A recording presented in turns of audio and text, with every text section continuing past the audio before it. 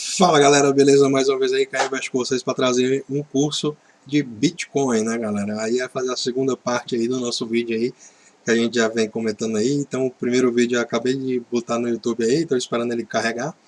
E aí já vou gravando aqui logo o segundo na sequência para a gente terminar aqui esse cursozinho básico, né, introdutório, para você que está iniciando aí em criptomoedas, né? Tá começando aí a sua jornada aí em criptomoedas, quer entender um pouco mais sobre carteiras, sobre como é que elas funcionam, né? Processo de mineração, esse tipo de coisa. Você quer entender um pouco mais sobre os fundamentos do Bitcoin, então fica ligado aí e se inscreve no canal aí se você não for inscrito ainda, deixa o seu comentário aí, deixa o seu like, ativa as notificações e tamo junto, galera, beleza?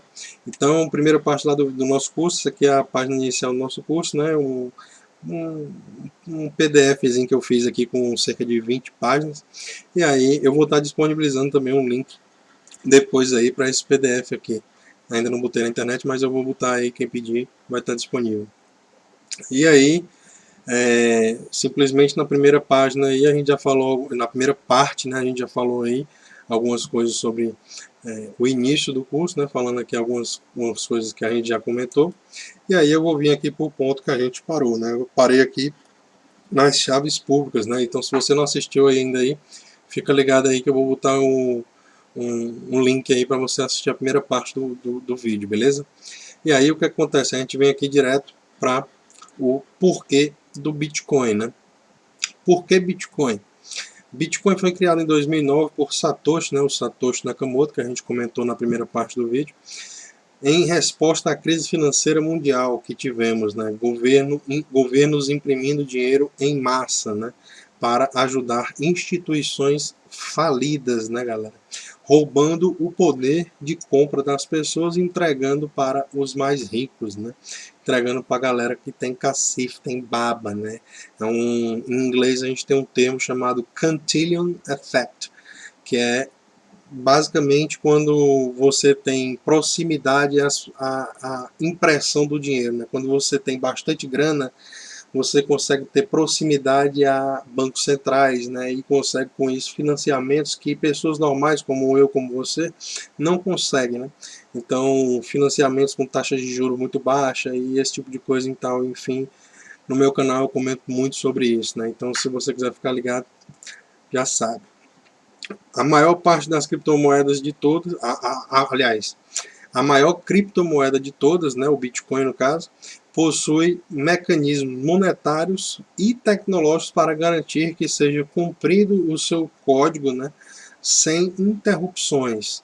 Então, o Bitcoin ele foi desenvolvido pelo Satoshi para poder continuar funcionando 24 horas por dia, né? 7 dias por semana, 360 e tantos dias por ano, né, galera? Então, ele não para, toda hora ele está lá funcionando sem parar. Então, você se torna dono de um banco ao possuir uma carteira, né, uma wallet, e aí você se torna praticamente o seu próprio banco, porque 24 horas por dia você tem acesso ao seu dinheiro, né, aos seus fundos, né?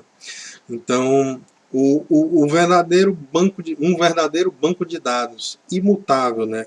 Ou seja, depois que as informações são inseridas na blockchain, não tem como alterar barra modificar, distribuído de maneira pública, onde todos têm acesso a todas as informações em todo o tempo, né, galera? Então, isso aqui é um fundamento muito bom das criptomoedas, né, do Bitcoin, né, em si.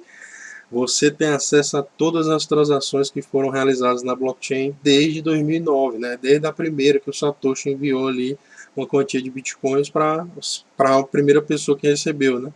Então, você tem todas as transações listadas e você pode verificar na hora que você quiser, né? Então a gente tem um jargão, né, no mundo das criptomoedas que significa basicamente assim: don't trust, verify, né?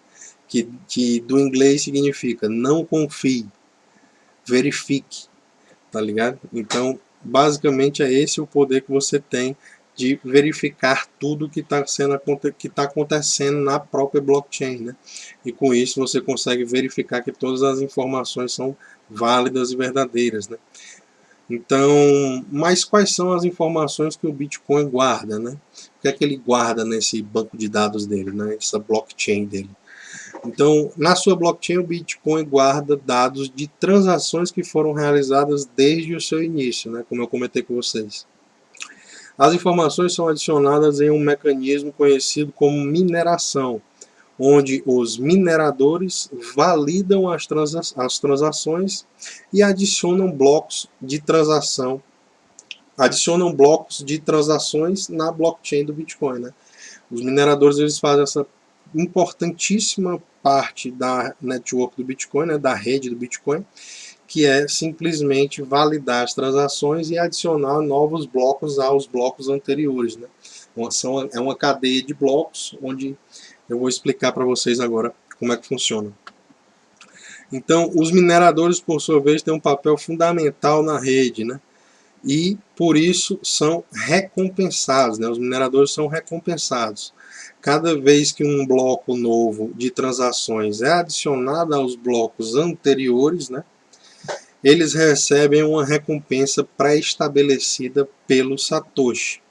Então, o Satoshi Nakamoto ele desenvolveu esse mecanismo de recompensa dos mineradores, né? Os mineradores eles recebem uma quantia de Bitcoin a cada 10 minutos. Por quê? Porque a cada 10 minutos são adicionados um novo bloco na rede do Bitcoin, né? Um novo bloco com todas as transações que foram enviadas ali naquele período de 10 minutos. Não são todas, mas para que você entenda de maneira clara, finge que são todas, beleza? Mas não são todas.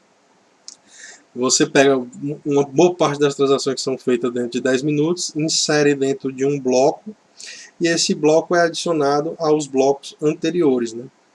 Então, a cada 10 minutos tem um processo que os mineradores são recompensados. E aí, como é que os mineradores trabalham, né? Como é que eles trabalham esse tipo de recompensa, esse tipo de coisa, né? Os mineradores, eles utilizam placas de vídeo, né, de computadores muito potentes para fazerem cálculos extremamente complicados e gigantescos para obter um número chamado hash number. Esse hash number é um mecanismo muito interessante que é utilizado na blockchain do Bitcoin. Satoshi, mais uma vez, foi muito sagaz ao desenvolver esse patamar. Eu vou explicar agora mais ou menos como é que o hash number funciona. O hash number é um número que é utilizado pelo minerador que descobriu primeiro, ou seja, o primeiro minerador que descobrir esse número ideal, ele vai adicionar, ele vai ser apto, né? Ele vai estar apto para adicionar um novo bloco com informações das transações que foram realizadas nos últimos 10 minutos. Então, assim, toda vida que é minerado um bloco, começa uma nova pesquisa desse hash number, né? Os mineradores ao redor do mundo, eles começam a procurar esse novo número, né? Esse novo hash number. Quando um hash number é descoberto, ou seja, um novo bloco é adicionado aos blocos anteriores e o minerador recebe a sua recompensa. Quanto maior o número de mineradores espalhados pelo mundo, mais segura e resistente a ataques à rede do Bitcoin é. E isto é medido por um indicador, né, chamado hash power, né, que é a capacidade computacional da rede do Bitcoin, né, a capacidade de realizar esse cálculo para poder atingir esse hash number de maneira mais rápida, né? E a rede se estabiliza automaticamente para que isso dure 10 minutos em média, né? Pode ser um pouco mais, um pouco menos, mas ela se estabiliza através de um mecanismo de dificuldade de mineração. Então, assim, se o hash power sobe muito, a gente tem a dificuldade da mineração aumentando. Logicamente, se o hash power cai, a gente tem uma dificuldade da mineração caindo também, ou seja, vai ficar mais fácil minerar e aí novos mineradores podem entrar de novo no mercado, né? Então, a recompensa da mineração, explicar um pouco sobre a recompensa da mineração, né? Como é que funciona essa parada, né? Então, a recompensa da mineração é o seguinte: quando o Satoshi criou o Bitcoin, ele definiu que existiria no máximo 21 milhões de moedas, né?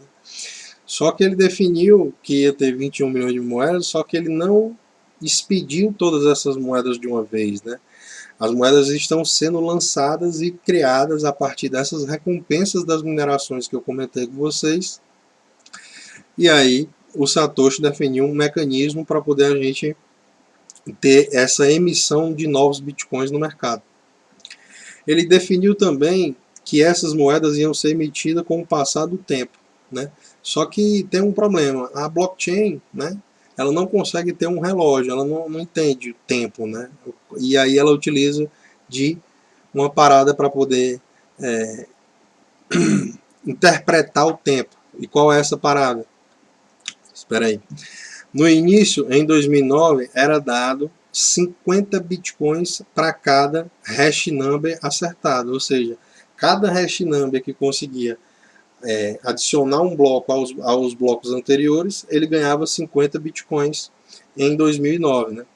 E aí, o que foi que aconteceu? O Satoshi definiu que um processo automático na rede, né, um processo que não depende de ninguém fazer ele funcionar na rede, para quando 210 mil blocos fossem minerados, né, em média 210 mil blocos a cada 10 minutos um bloco vai dar em média 4 mil, aliás 4 mil, 4 anos, né, vai dar em média 4 anos, fossem minerados, essa recompensa caísse em 50%. Ou seja, em 2009 a gente começa aqui com a mineração que gerava 50 bitcoins a cada 10 minutos, né? E aí passaram os primeiros 4 anos, né? E aí a gente tem um processo de corte na recompensa que cai 50%. E assim sucessivamente, né? E aí o nome desse processo é chamado de halving, né? Bitcoin halving, né? Quando você vê esse processo aqui chegando, é um momento interessante. E é isso que a gente está vivendo agora nesse momento, né? A gente está um pouco menos de um pouco mais de 30 dias aí da próxima halving, né? Então, bem interessante estar explicando isso aqui para vocês. Então, a halving do Bitcoin, o que é isso? Né? Um dos processos mais importantes que tem aí em toda a cadeia do Bitcoin, né? Toda a network aí, a rede do Bitcoin. Halving é um processo automático na blockchain do Bitcoin, ou seja, ele não depende de ninguém para acionar e funcionar e caralho, tudo, é só isso mesmo e pronto. E a produção de Bitcoin cai pela metade, trazendo ainda mais escassez para o ativo, né? Ou seja, a escassez aumenta. Por quê? Porque você vai estar tendo menos Bitcoin sendo produzido com o passar do tempo, né? Com o passar de blocos minerados. Tá entendendo? Então já tivemos duas halves, né? Ou seja, a recompensa que antes era em 2009 de 50 Bitcoin a cada 10 minutos, caiu no primeiro halving para 25 Bitcoin em 2012, né, a cada 10 minutos, 25 Bitcoin você recebia quando foi em 2012. E em 2016 a gente teve, né, a segunda halving, né, que aí diminuiu a taxa para o patamar atual, que é de 12,5 Bitcoin. Então, hoje, quando um hash number, né, quando um minerador consegue adicionar um novo bloco à cadeia de blocos, você consegue ter 12,5 Bitcoin aí que você recebe pela recompensa, né? Então, bem interessante, né?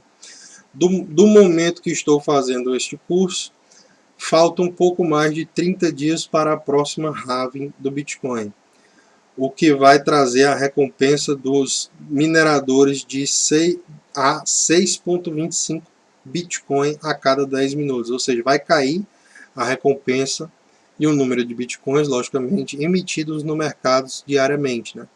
E a gente vai ter uma queda de 12,5 bitcoin a cada 10 minutos para 6,25.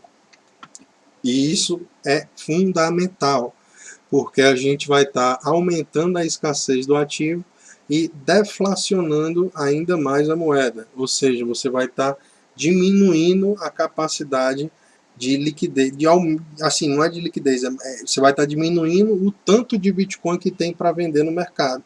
Então, assim, quem tem e quer guardar, você vai guardar, você não vai vender. E aí você diminui o tanto de produção. Imagina se fosse o petróleo, você tem, sei lá, 100 mil barris sendo produzido no mundo. Aí você diminui para 50 mil barris. O que é que acontece? O preço do petróleo dispara. Então, o Bitcoin tem esse fundamento primordial aí, que é esse automático aí, né? A halving, né? Esse processo automático que acontece a cada 210 mil blocos minerados na rede, né? Que é como a rede consegue interpretar o tempo. Ela conta blocos. Então, por que a halving é tão importante, né? A halving traz mais escassez ao ativo digital, diminuindo o número de Bitcoin criado no mercado. Ou seja, aliás, está errado aqui o português, ou seja, aí é que está o controle da inflação, é aí que está o controle da inflação do Bitcoin, né? É aí que está o controle da inflação do Bitcoin. Então, basicamente é isso. Você está comprando um ativo que tem um controle monetário pré-estabelecido, né? Você já sabe como é que vai ser a inflação daquele ativo com o passar do tempo, né? Você sabe que a cada praticamente 4 anos você vai enfrentar um processo de halving que vai diminuir 50% a produção. Então, isso é uma coisa primordial, né? Isso é uma coisa essencial, né? Para a gente entender. Aqui no Brasil, a gente sabe, né, como é difícil trabalhar com inflação descontrolada por governos irresponsáveis, né? A gente já passou por vários períodos aí de inflação e até de hiperinflação, né? Quando os preços das coisas de manhã é de um jeito, de tarde é outro, de noite já é outro. E aí seu dinheiro vai sendo desvalorizado massivamente, né? Então, tornando assim o Bitcoin uma moeda deflacionária, como eu falei para vocês, ou seja, quanto mais o tempo passa, mais escasso ele fica, e com isso, imagina-se que o valor de cada moeda se torna mais alto, né? Então aqui eu reuni também um pouco das características do Bitcoin, a gente já está chegando próximo do nosso fim do curso aí, tomara que vocês estão gostando aí, estão curtindo aí a vibe. E as características aí, só para poder a gente classificar aqui, porque ele é digital, né? Ele é não sequestrável, né? Ninguém pode tomar ele de você. Se você tiver a posse das palavras privadas que eu falei, né? As chaves privadas que eu falei para vocês, você simplesmente não passar essas chaves privadas para ninguém, ninguém vai conseguir tirar eles de você. Se você tiver a posse dessas palavras na sua cabeça, por exemplo, são a palavra e a sequência de palavras. 12 palavras, 24 palavras. Se você tiver essas palavras na sua cabeça, ninguém vai tirar isso de você. Só que se ao mesmo tempo, se você perder essas palavras, você também não vai ter mais acesso a fazer o backup da sua carteira, tá ligado? Então é uma coisa bem crítica e você tem que ficar de olho. E aí ele é totalmente divisível, né? O Bitcoin ele tem 8 casas decimais depois da vírgula. Né? Você tem um Bitcoin, depois você pode dividir ele em 8 casas decimais, ou seja, você consegue comprar frações minúsculas de Bitcoin, você não precisa comprar um Bitcoin inteiro, tá ligado? Você faz aportes pequenos, né?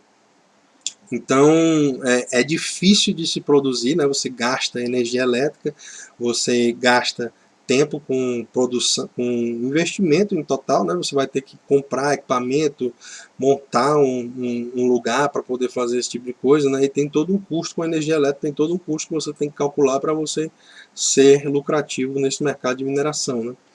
Então, bem importante isso aqui também.